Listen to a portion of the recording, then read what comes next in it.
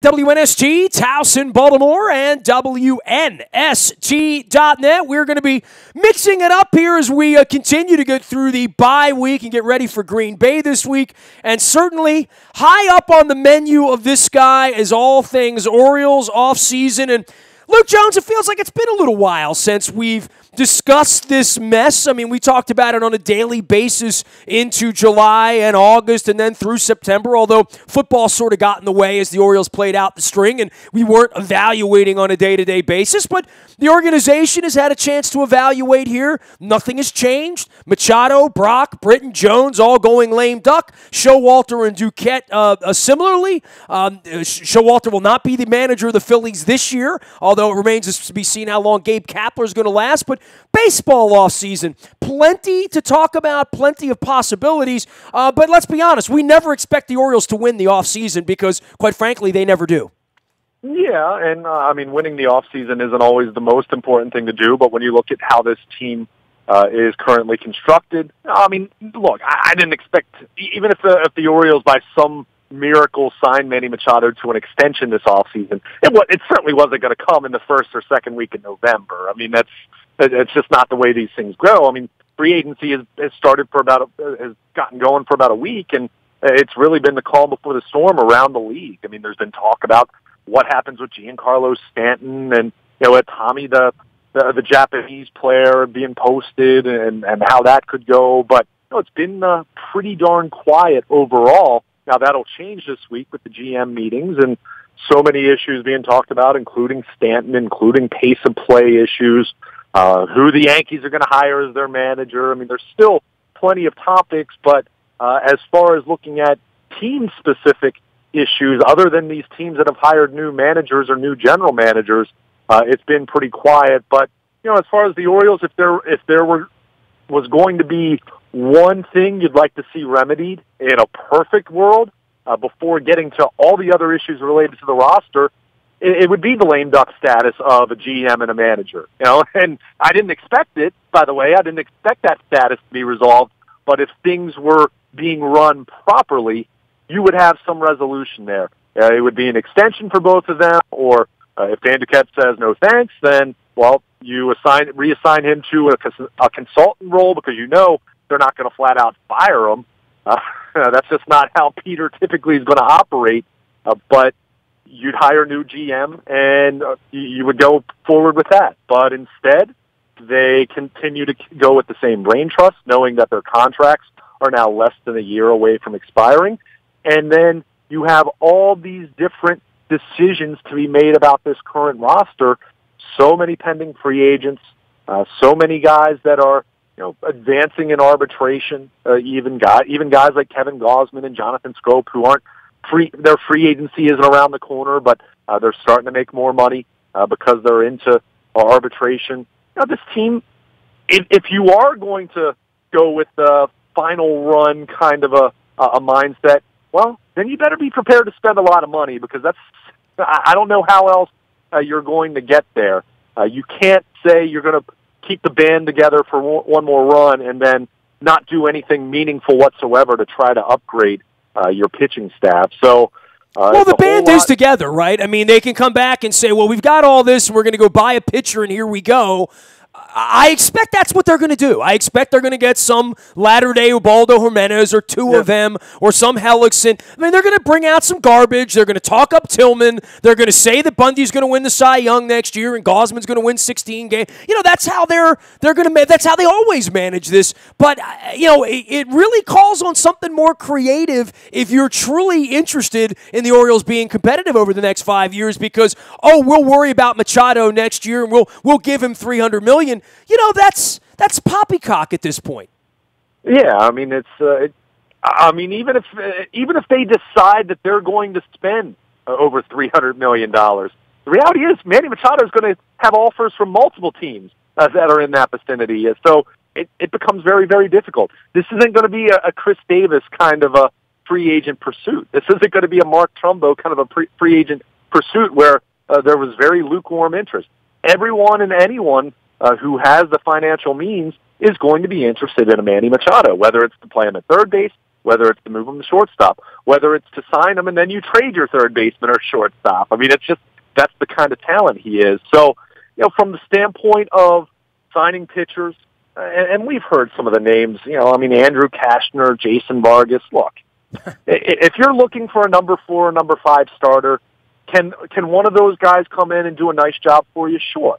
But we've talked about this. We've been down this road with guys like Ubaldo Jimenez and Yovani Gallardo. And it's not specific to these guys. It's just the reality of that second and more so third tier of free agent starting pitchers. It's a crapshoot. And the problem is the odds are pretty darn expensive when you consider how much you're going to have to pay for what could be below average performance. You look at Jason Vargas. He had a nice year in Kansas City last year. Second half of the season wasn't very good, so that should make you take pause for someone who is 35 years old.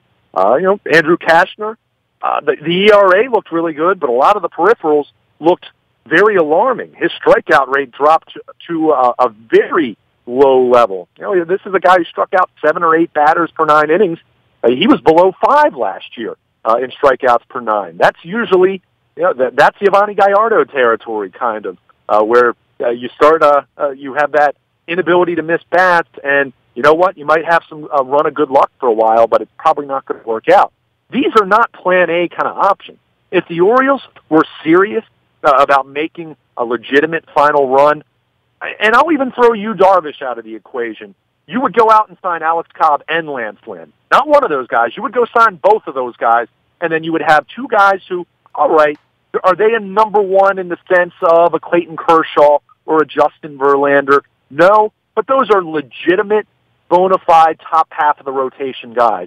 And then you would match them up with hoping to get more from Dylan Bundy, which is a realistic hope. I don't think that's unreasonable. That's not a prayer kind of a proposition. And hoping to get more consistency from Kevin Gausman. Again, I don't think that's a prayer. I don't think that's unrealistic.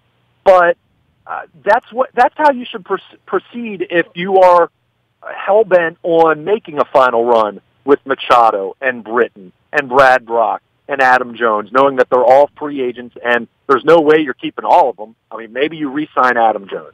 Maybe you do re-sign Brad Brock. But you're certainly not keeping all 4 of those guys at this point. So if you're going to keep the band together for a final run, you don't go out and buy spare parts. You go out and get a couple guys that are really good and have a chance to, maybe not be a number 1, but can be really good number 2 kind of options for you and fill out your rotation kind of in a way that the Orioles, tried to do when they they caught lightning in a bottle in 2014 and had 4 or 5 pitchers pitching at a really high level. It's not going to be cheap to get Lance Lynn. It's not going to be cheap to get Alex Cobb. At the same time, neither of those guys are getting $200 million contract either. So at some point, you make a decision. If you're going to go for it, if you're not going to trade, if you're not going to think about the future, then you better be prepared to spend, and that's where the Orioles find themselves. And, by the way, I'm not saying I think that's going to happen. I'm just telling you how I think you should proceed if you're going to go with a one final run mentality, which I disagree with that entirely as well. Well, okay, so, we sit here in the summer and you're like, well, they'll get more for Machado in the offseason if they deal him in the offseason. They'll get more for Britton if, than the Indians were going to give him, or the Astros or the Dodgers or those teams that were sort of lining up. Adam Jones, I don't think they would ever deal him no matter what, although I think it's sort of silly because, by the way, can I ask you on the Adam Jones thing? Let's say he goes out this year and has an Adam Jones year. He hits 278, he hits 22 bombs, he drives in 84 runs, he's, clearly diminished as a defensive player at that position at this point. What does his next deal look like? I mean, what are the Indians or the Dodgers or the Astros or whoever would want him at the end of the year? Is he going to get 4 years and 70? What's he going to get? Is he 15 a year? Is he 20 a year? And how long? Because I do wonder, more so than Britton, which is like a box of chocolates on any of these closers. Brad Brock, yeah. I mean, you'll tell me about Andrew Miller, and you'll tell me about relief pitching and all that stuff, and I know that can get a little crazy at this point as well. But and I think Machado, to me, that's whistling past the grave. I mean, there's nothing they could offer him here in this offseason that he would take. I I don't believe, right? So the only option on him is to deal him. With Adam Jones, I do get the vibe that he likes it here, and or it's a good version of that, but I don't know that he really believes this place is capable of winning again. I don't know if he believes Buck's going to hang around or Duquette's going to hang around, or even whether that's a good idea or not. I find him to be the interesting guy because he is the guy they put up on the side of the stadium. He is the guy that hasn't been arrested, hasn't had any problem. He's the guy they gave the money to. It's actually gone out there and done what he said he's going to do. Hasn't had big injuries. He's a gamer. He's a guy you want around. I don't know that there's ever going to be a statue of Adam Jones around here, but I think that the conversation around his value to the trade market, his value at the trading deadline, and what the realistic part of him being an Oriole the next 3 or 4 years, because that's what the contract's going to look like, and what that would look like in the open market, because I would think he would be a guy after almost winning here, and I know he's got a wife from here and all that, I would think he'd be itching to go someplace like Boston or New York or Chicago, where, like, you wake up on opening day and you're pretty sure you're going to win 90 and you're pretty sure you're going to play in October. I don't think there's going to be any feeling of that around Baltimore here the next 3 to 5 years, that we're going to go into spring training thinking we're going to win 90 games. Well, I mean, I don't want to completely write off this organization because they have won a lot over the last 5-6 years. They haven't won a World Series, and honestly, I mean, that's what most people are going to judge it by, but they have been competitive, and they have had 90-win seasons. I'm sure Adam Jones looked at this thing and certainly has his concerns, like anyone else would. I don't think this team I don't think the cupboard is completely bare in terms of talent. I think they actually have a decent amount of positional talent coming through the ranks. Now, the problem is on the pitching side, which, is kind of the same discussion we've had for how many years now. But, in the case of Adam Jones, I think it's fascinating to see how this is going to play out. I do think Adam Jones cares about playing in Baltimore. I do think he likes Baltimore. I do think he's lived a lot of roots here from a standpoint of the work that he's done with the Boys and Girls Club and some of his philanthropic efforts in this city compared to a lot of players who've been around for a long time who haven't necessarily laid down the same number of roots, Orioles or Ravens. I mean, you could go down the list, and Adam Jones is right up there with anyone. So I think it does matter to him to be able to stay. But at the same time, Adam Jones is a very observant individual. Buck Showalter likes to talk about this, and I can back this up just by seeing him interact with people in the clubhouse on a daily basis. This guy is a watcher. He knows what's going on. He pays attention to what's going on. So while I think he, in a perfect world, would love to remain with the Orioles, I also think a lot's going to depend on, one, how this year goes, two, what the climate looks like at the end of the season, whether Buck Showalter is here next year. Dan Duquette, I'm not sure. Adam Jones, I'm not sure he's a big Duquette fan.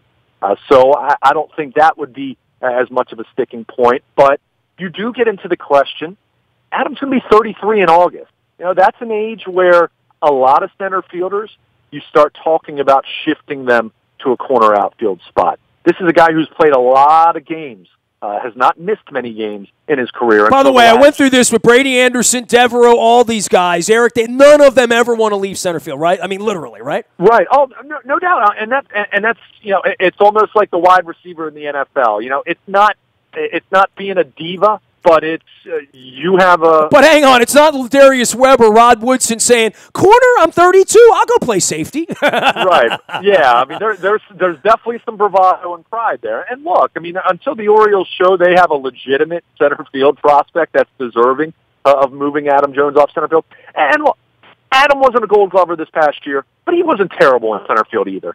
In fact, some of the positioning, where they had him playing a little bit deeper in center field last year, I think it reaped some rewards considering some of the individuals they had playing the corner outfield spot and some of their limitations.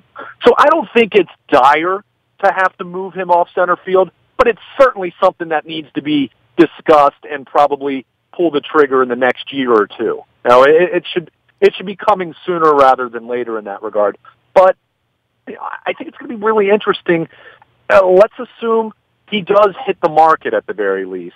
What is the market for a 33-year-old center fielder who might need to move to a corner outfield spot, and still has good production, but at the same time is a free swinger, is someone who his bat speed has slowed down some, still productive, but how much longer is he going to be that productive? I still think Adam Jones is a player at the end of the day who has more value with the Orioles than with other teams. And that's not to say that other teams wouldn't want him, but I don't think anyone's throwing a $100 million contract out for him at this point. Is 3 years, 45 outrageous for a 33-year-old player, or am I too cheap? Or is he going to get $20 million a year?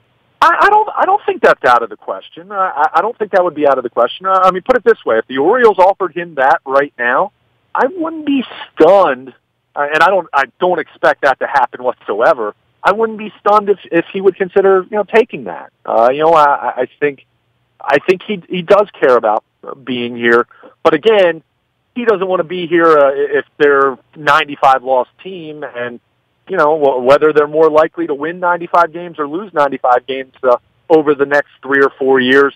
A lot has to go well if they're going to be in the positive department. They're going to need some of these young players coming up to hit. They're going to need Hunter Harvey to look like one of the top prospects in minor league baseball again, like he was before Tommy John surgery. They're going to need some other young pitching prospects of theirs to really take steps forward. If that happens, then this team, I'm not saying they're going to win a World Series in the next couple of years, but it might not be as dire, as bleak as it looks right now.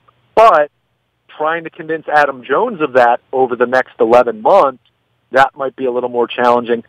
I don't think he's a guy who necessarily feels all that compelled to be a guy who's in New York or in Boston. There's other places you can win. I mean, all you got to do is look at the World Series year by year over the last 12, 13 years and see there's a lot more parity in this league than you think, despite the lack of a salary cap.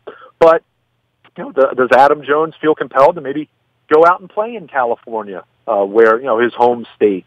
Maybe not with the Padres because they're not exactly looking all that good, but maybe there would be some appeal for him to go play for the Angels, the Dodgers. I don't know. I mean, I'm just throwing some examples out there. Well, there are 30 other teams, and many of them may be more attractive to some degree because they might. One thing I know he can't do, he can't pitch.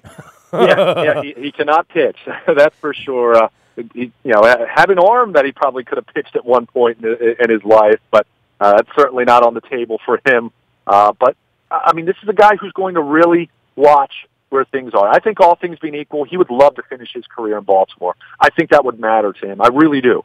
I think he's the kind of guy that, yes, he wants to, he understands the business side of it, but keep in mind, this is the guy who signed a below-market contract to stay in Baltimore before they really started winning. So it kind of shows you, that this guy likes this place.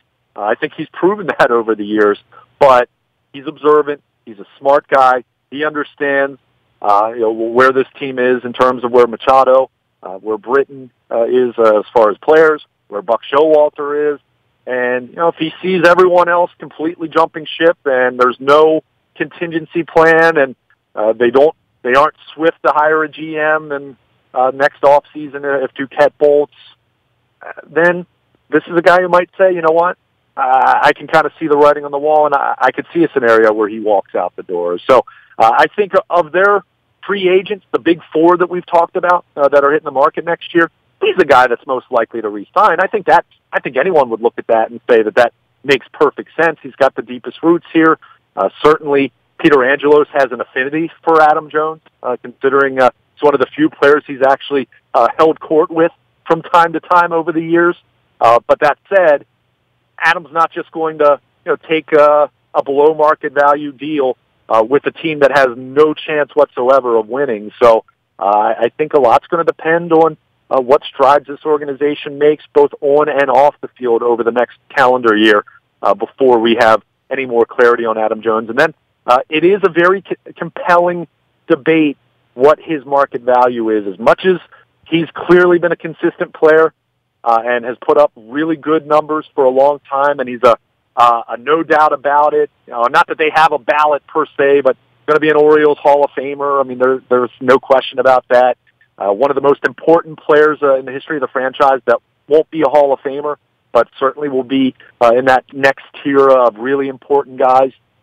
So there's some value there that goes beyond what the numbers are, but at the same time, you can't pay Adam Jones for what he did in the past. You got to pay him for what he's going to do in 2019 and 2020 and 2021. And when you're talking about a center fielder getting to his mid-30s, this guy's played a lot of games. He's had a lot of nagging injuries that he's played through.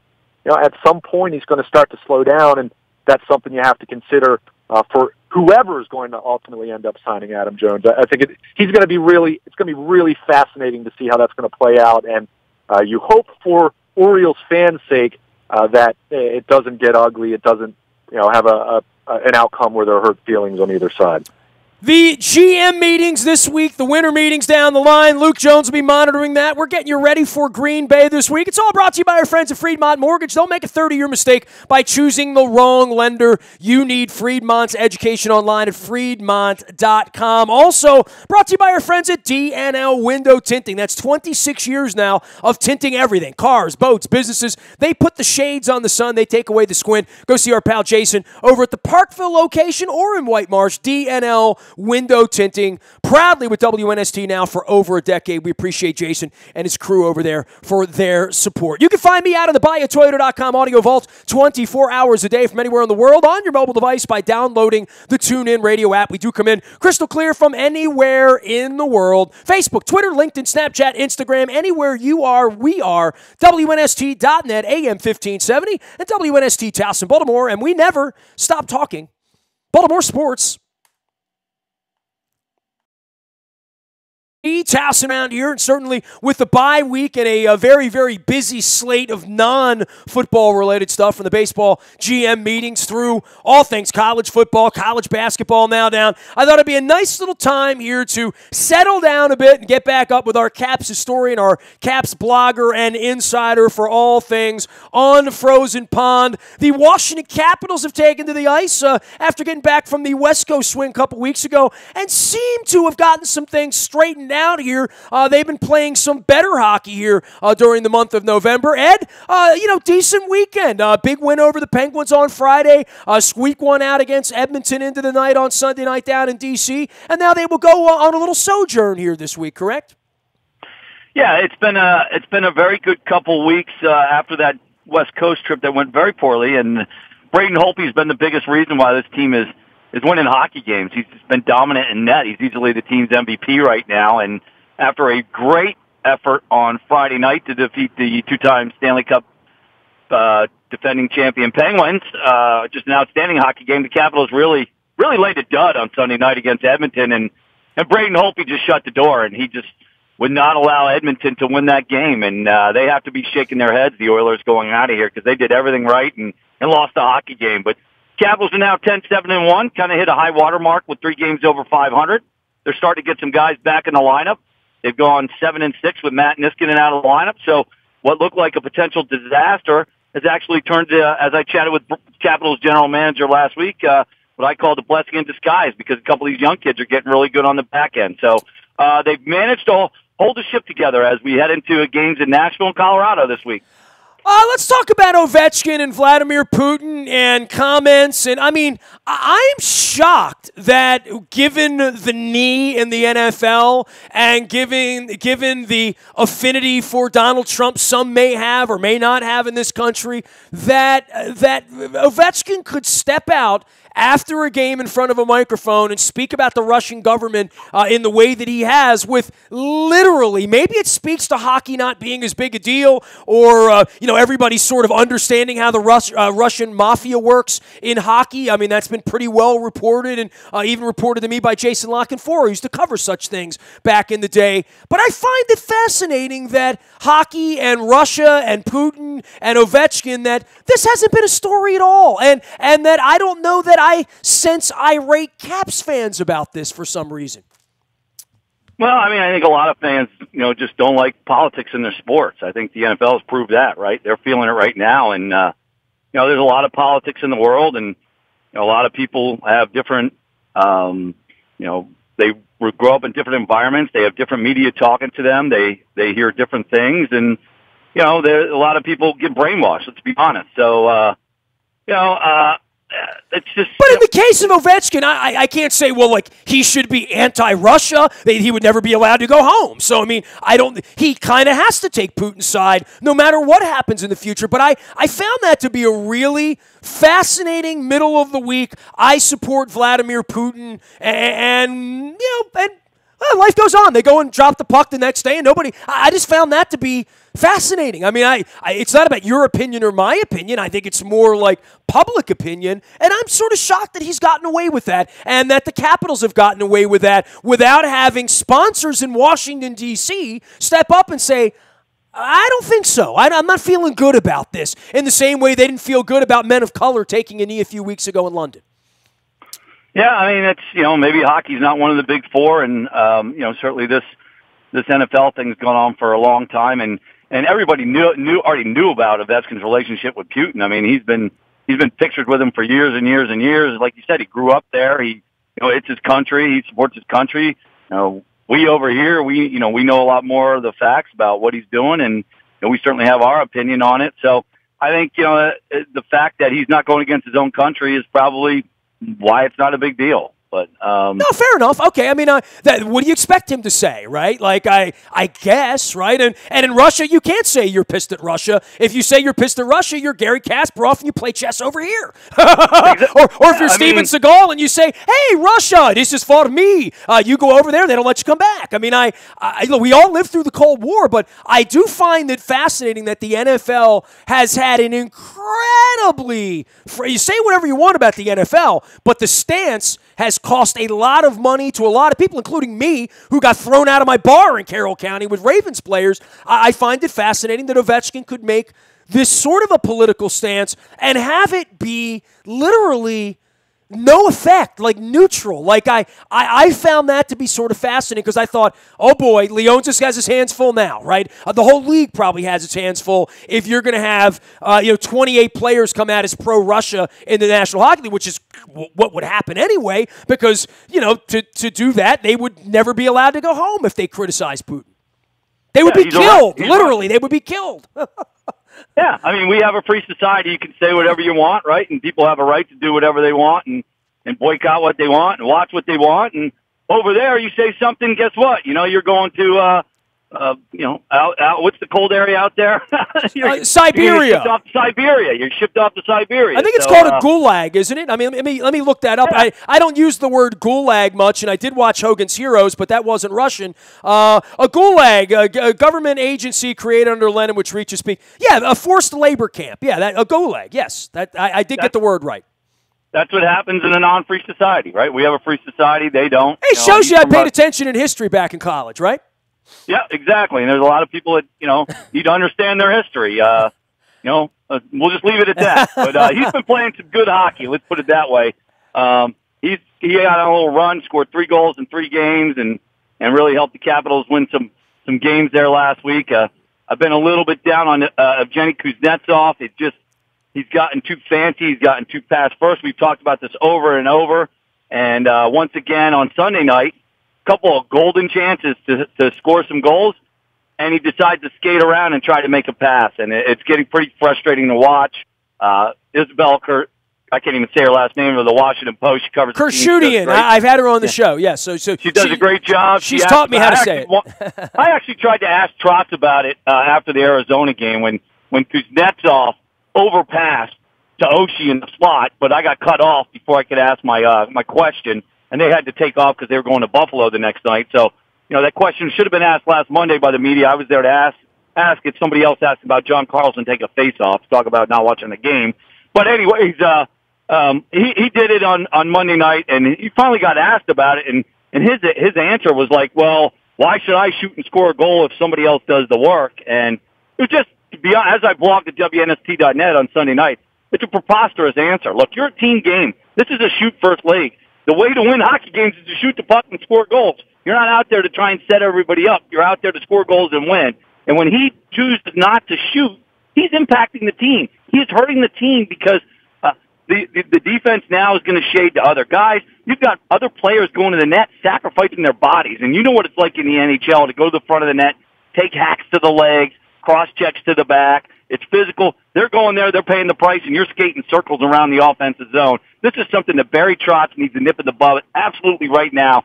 Sit that kid down and tell him, you got to start shooting the puck because you were hurting this hockey team. You did it in the playoffs last year. You did it in the playoffs the year before. We can't have that anymore. It's something that needs to be changed immediately because it is really impacting the hockey team. He is Ed Frankovic. You can follow his journey out on Twitter at Ed Frankovic. He is tweeting all things hockey each and every night. Caps in Nashville on Tuesday, in Colorado on Thursday.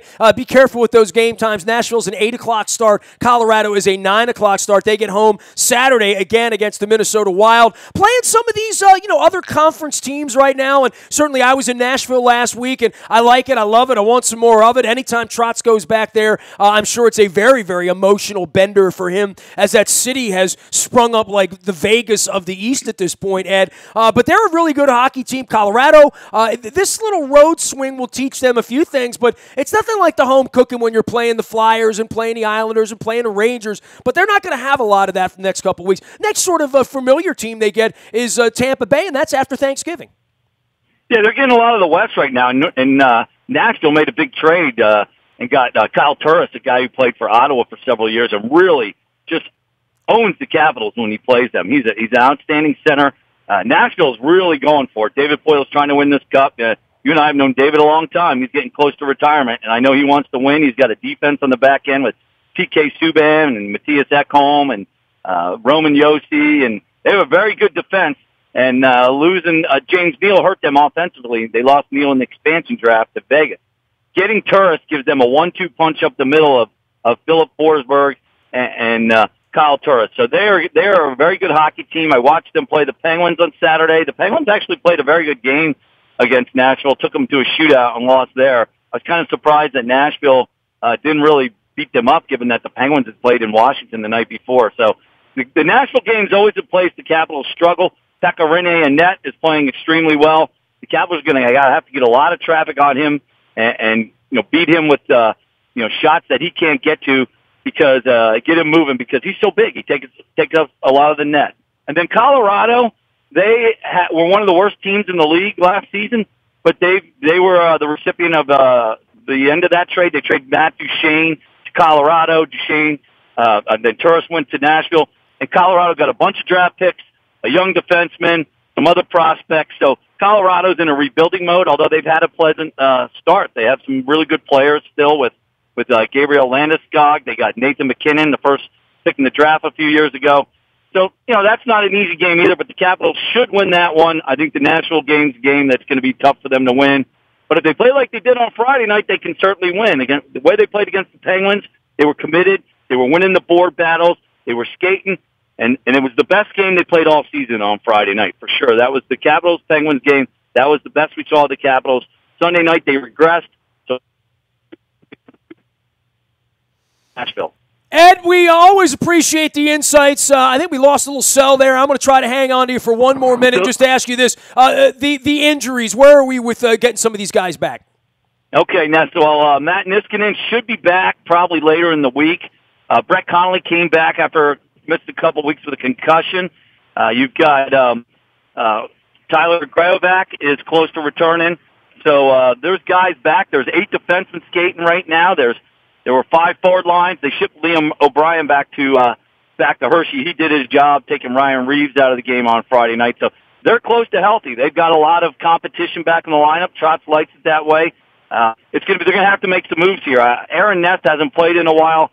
I wouldn't be surprised if he gets shipped through waivers back to Hershey because the way Madison Bowie and Christian Hughes have really developed with Niskanen out of the lineup has really made the Capitals a better team. They're going to be a better team when they get Niskanen back because these young kids on the back end have really developed. Todd Reardon's done a fantastic job. Well, that's why they're playing better right now. I mean, bottom line is the defense has been better here over the last 3 weeks than it was out on the West Coast, right?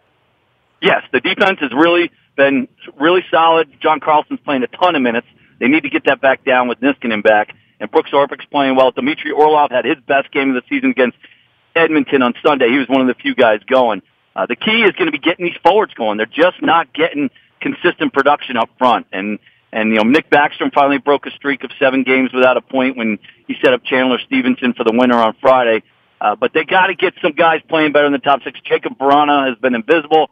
Alex Chason doesn't do anything other than kill penalties. He hasn't been very good. So Brett Connolly's got to come back and be physical and contribute. He was not playing well before he got hurt either. So they have a lot of work to do to get this thing right. Appreciate you, Ed. We're going to be following you out on Twitter for all things hockey. Caps back on the ice, 8 o'clock Nashville Tuesday night, then Colorado, 9 o'clock on Thursday night. We'll be following on Twitter. Appreciate you, pal. We'll get down to a game soon. Yeah, sounds great, Ness. Always a pleasure. You got it. Ed Frankovic joining us here. He is Ed Frankovic out on Twitter. You can find me in the Toyota.com audio vault 24 hours a day from anywhere in the world on your mobile device by downloading the TuneIn radio app. We do come in crystal clear from anywhere in the world you happen to be. Our morning newspaper ships at 7 a.m. each and every morning. That's all brought to you by our friends at Planet Fitness and PlanetFitness.com, where it's still $10 a month to get in the best shape of your life, and you can always learn more at Planet of Triumphs out online. Don't forget, anytime, anywhere, you can get our text service sent to you. I don't know if it's actually there's going to be Oriole news this week. There's certainly going to be some Ravens news as we get ready for the weekend out here in Green Bay. You get on that WNST text service. It's all brought to you by Coons Ford of Security Boulevard. And, of course, we'll be getting it out to you first, as we always do. Dennis is going to be here on Thursday, driving you home and getting you ready for all things Ravens this weekend in Green Bay. I am Nestor. Nasty at WNST.net finds me. Facebook, Twitter, LinkedIn, Snapchat, Instagram, anywhere your mobile device travels. We are WNST.net, AM 1570, and WNST Towson, Baltimore. And we never stop talking Baltimore sports.